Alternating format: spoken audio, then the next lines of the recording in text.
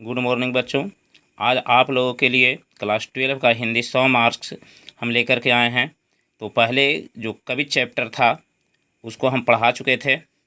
आज हम आप लोगों के लिए जो कवि चैप्टर है उसका क्वेश्चन आंसर हम लेकर के आए हैं।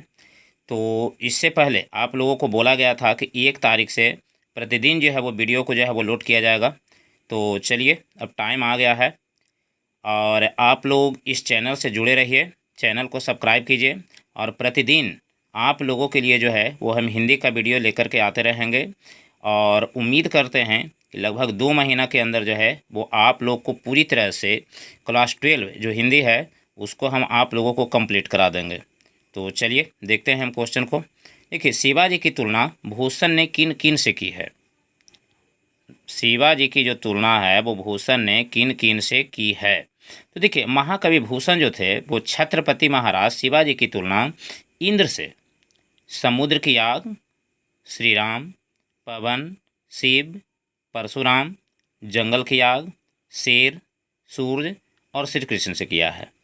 देखिए, शिवाजी की तुलना भूषण ने मृगराज से क्यों की है। देखिए, मृगराज का अर्थ क्या होता है, मृगों पर राज करने वाला, है ना। तो देखिए, शिवाजी की तुलना भूषण ने मृगराज से किया है क्योंकि मृगराज अर्थात शेर मृग झुंड जो होता है, माने हिरणों का जो झुंड होता है, उसको मार गिराता है। जब उस पर वार करता है तो वह तितर बितर हो जाते हैं और उसको मार करके मार करता है उस पर। देखिए, हाथियों के झुंड पर भारी पड़ता है। उसी प्रकार जो छत्रपति शिवाजी जो थे वो अरिदल पर भारी पड़ते हैं। अरिदल जो है वो कहा गया है औरंगजेब को। देखिए, अर्थात शत्रुओं पर तेजी के साथ में शत्रुओं को जो है वो तेजी के साथ क्या करते हैं, विनाश करते हैं। देखिए, छत्रसाल की जो तलवार है वो कैसी है। देखिए, छत्रसाल की तलवार जो है वो कैसी है, क्वेश्चन यही है। देखिए, प्रस्तुत पंक्ति में महाराजा छत्रसाल की तलवार की भयंकरता का चित्रण किया गया है। मैंने उनके बारे में बताया गया है कि इनकी तलवार कितनी भयंकर थी। देखिए, छत्रसाल की तलवार सूर्य के किरणों के समान प्रखर एवं प्रचंड है। वह जब अपने म्यान से निकलती है तो युद्ध भूमि में प्रलयकारी सूर्य के समान दिखाई देती है। छत्रसाल की तलवार नागिन की तरह है जो शत्रुओं के गले में लिपट जाती है तो नर मुंडों की भीड़ लगा देती है। देखिए, अब चौथा क्वेश्चन में हम लोग चलते हैं बाबू। देखिए, चौथा क्वेश्चन है इसका कि नीचे लिखे अवतरणों का अर्थ स्पष्ट करें। लागति लपकी कंठ बैरिन के नागिन से रुद्र ही रिझावे दे दे मुंडन की माल की।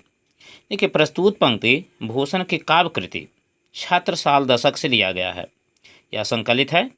इन पंक्तियों में भूषण ने छत्रसाल की प्रशंसा किया है। छत्रसाल की तलवार नागिन के समान है। वह शत्रुओं के गर्दन से लिपट कर जा लगती है या जा मिलती है और देखते ही देखते नर मुंडों का ढेर लगा देती है। मानो भगवान शिव को क्या कर रहा है, तो रिझा रही है ना। दूसरा क्वेश्चन इसका है बाबू, इसी का अर्थ स्पष्ट करने वाला कि प्रतिभट कटक कटीले खेते काटी काटी कालिका सी किल की कलेऊ देती काल को। देखिए, ये जो है वो क्वेश्चन है जो अवतरणों का जो है वो अर्थ स्पष्ट करने के लिए था।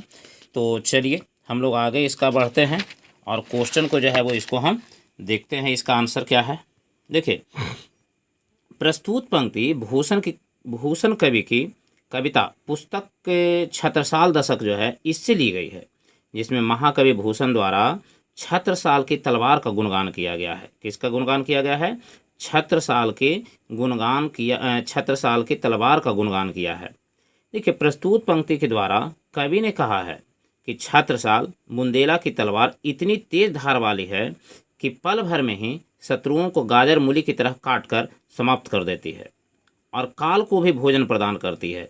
यह साक्षात कालिका माता के समान है। ठीक है, चलिए इसके बाद हम लोग आगे बढ़ें। देखिए, अगला क्वेश्चन क्या है। देखिए, भूषण रीतिकाल की किस धारा के कवि हैं, वे अन्य रीतिकालीन कवियों से कैसे विशिष्ट हैं। देखिए, महाकवि भूषण रीतिकाल के एक प्रमुख कवि हैं, किंतु उन्होंने रीति निरूपण में श्रृंगारिक कविताओं का सृजन किया है। भूषण रीतिकाल के रीति मुक्त धारा के कवि हैं। जिस समय भूषण का आविर्भाव हुआ उस समय कविताओं का विषय था नख, शिखा वर्णन और नायिका भेद। सभी कवियों का उद्देश्य अपने आश्रयदाताओं को प्रसन्न करना और वाहवाही लूटना था। उनकी कविता स्वाभाविक उद्गार नहीं थी, बल्कि धनोपार्जन के साधन थे। ऐसी स्थिति में भूषण की जो कविता है वो वीर रस जो कविता है वो वीर रस की धारा उससे जो है वो प्रस्फुटित होती है। अतः वे अन्य रीतिकालीन कवियों से विशिष्ट हैं। तो चलिए देखिए, इस जो चैप्टर है इसका हम क्वेश्चन आंसर आपको जो है वो करवा चुके हैं। और आप लोगों से यही कहा जाता है, जो बच्चे इस चैनल से जुड़े हुए हैं, कि आप लोग जो है इस चैनल से हमेशा जुड़े रहिए। ठीक है, हम 1 तारीख से जो है वो वीडियो डालने के लिए बोले थे, और अब से जो है वो प्रत्येक दिन सबसे पहले जो है वो इसका जो है हिंदी का जो कविता वाला भाग है हम उसको जो है वो सबसे पहले ख़त्म करेंगे। और वह जब समाप्त हो जाता है तो आप लोगों के लिए जो है वो इसका ऑब्जेक्टिव क्वेश्चन हम लेकर के आएंगे, और आपका पूरा का पूरा जो ऑब्जेक्टिव क्वेश्चन है उसको जो है वो हम पूरा करवाएंगे।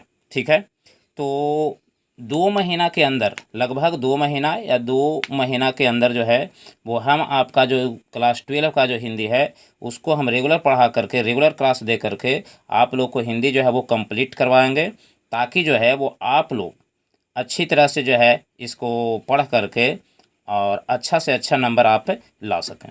ठीक है, तो चैनल को जो है वो सब्सक्राइब कीजिए, चैनल के साथ बने रहिए, और देखने के लिए धन्यवाद।